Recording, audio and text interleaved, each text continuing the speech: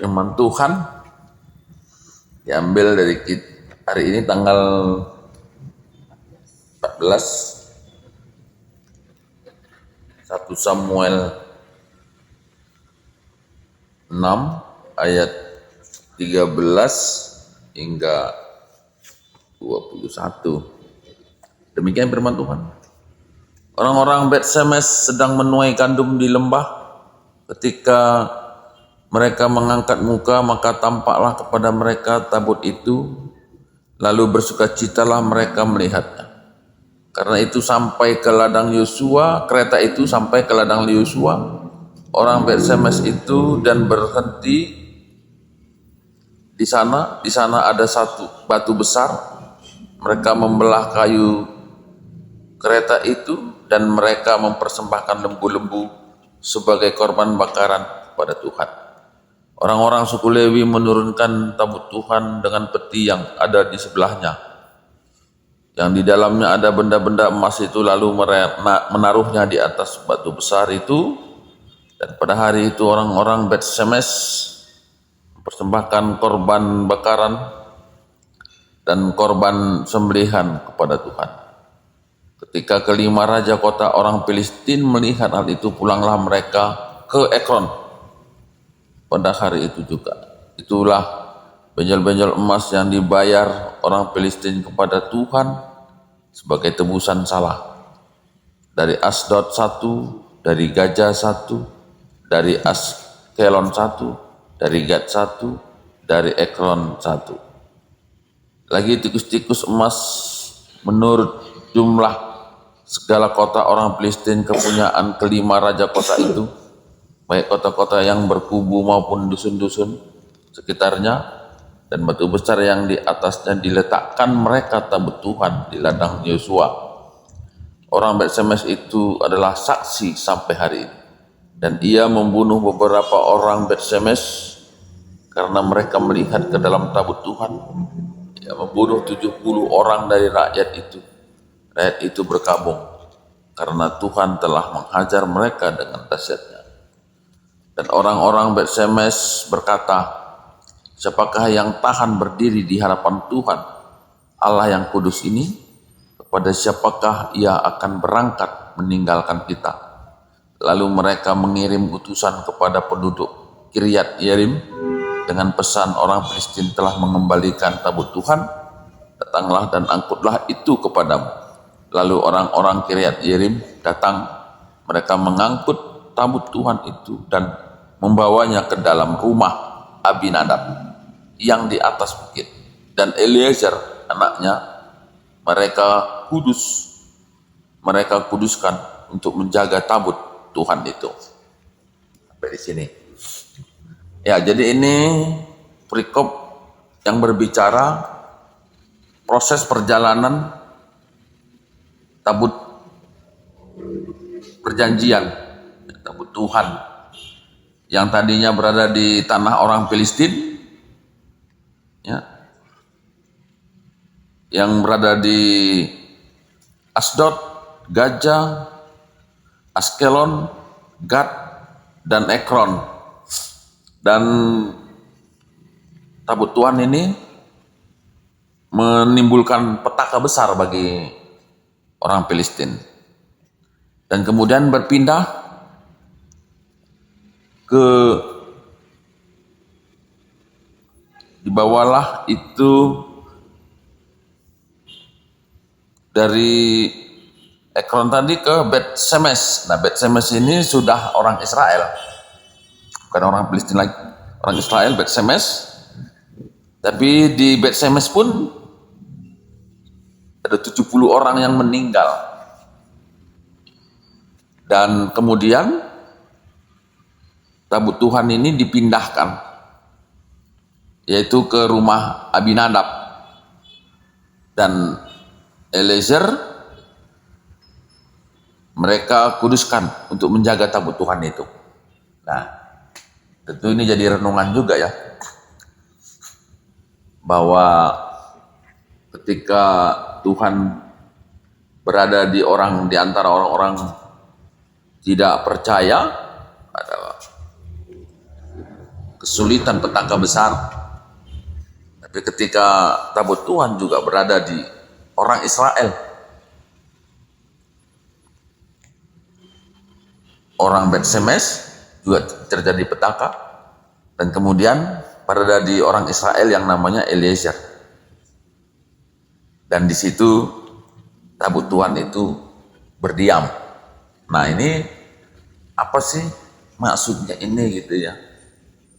Jadi kalau kita lihat ini teringat dengan pengajaran Tuhan Yesus dalam perjanjian baru, bahwa Yesus itu datang ke dunia untuk menyelamatkan siapapun yang percaya. Nah itu. Jadi Yesus itu datang untuk menyelamatkan seluruh isi dunia. Dan dia mengklaim akan diselamatkan bagi orang yang percaya. Tapi Yesus juga mengajarkan bahwa orang yang melihat kerjaan surga itu adalah orang-orang yang kudus. Maka dibilang, kuduslah kamu karena aku kudus. Dan orang yang masuk dalam surga itu bukan setiap orang yang percaya, tapi orang-orang yang dilahirkan kembali. Nah, jadi ada 3 kelompok sebetulnya yang akan berada di depan Tuhan. Pertama, orang yang memang tidak percaya, sama sekali tidak percaya. Mungkin itulah orang Filistin. Tapi kedua adalah orang yang percaya tapi mungkin belum lahir baru. Itulah orang Bet Semes. Dan yang ketiga adalah Eliezer, orang yang mungkin sudah dilahirkan kedua kali, orang yang kudus.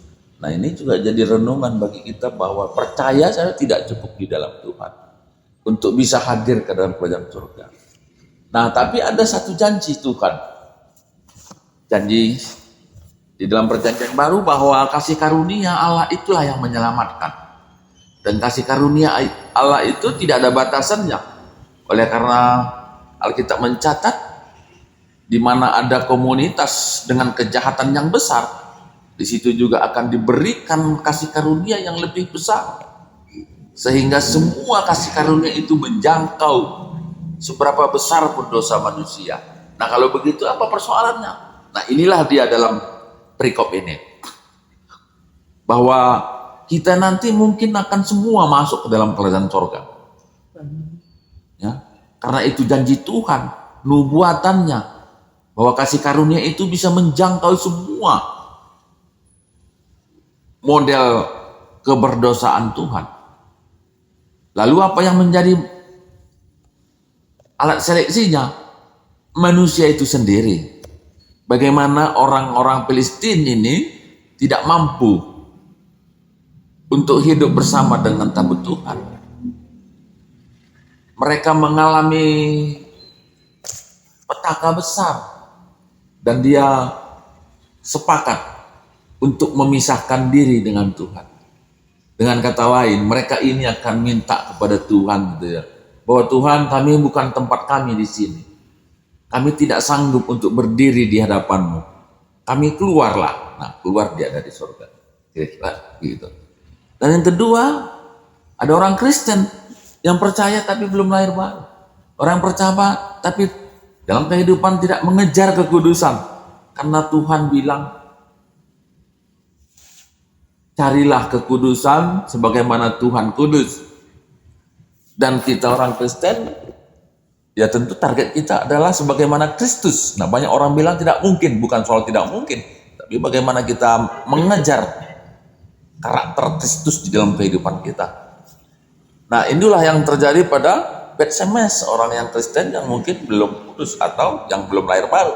Apa yang mereka alami? Mereka juga menghindari itu. Dia bilang, kemana kita letakkan tabut Tuhan ini yang bisa? Artinya mereka memisahkan diri juga dari tabut itu. Mereka tidak sanggup dan mereka jadi korban di situ.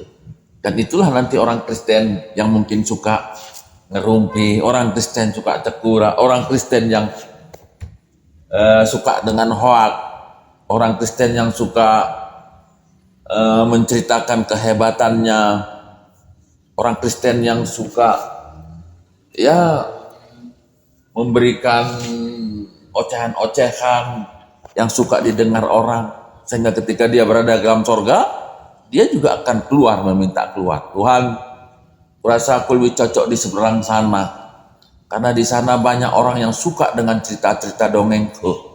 Orang yang seberang sana itu paling suka dia mendengar kesombonganku. Dia juga akan memisahkan diri yang belum lahir baru. Dan yang kedua, yang ketiga adalah orang yang memang hidup kudus, yang sudah dilahirkan kembali. Orang-orang yang mengejar kekudusan dalam kehidupannya. Orang yang selalu ingin diperbaharui dari hari ke hari dalam iman. Dan mereka inilah yang mampu. Sebagaimana Eliezer yang dikuduskan untuk menjaga tabut Tuhan. Dia berada di sisi tabut Tuhan. Dan inilah yang akan jadi renungan kita, bahwa tidak semua orang percaya itu masuk dalam kerajaan surga. Tapi orang-orang yang dilahirkan kembali, orang yang mengejar kekudusan, oleh karena Allah itu kudus.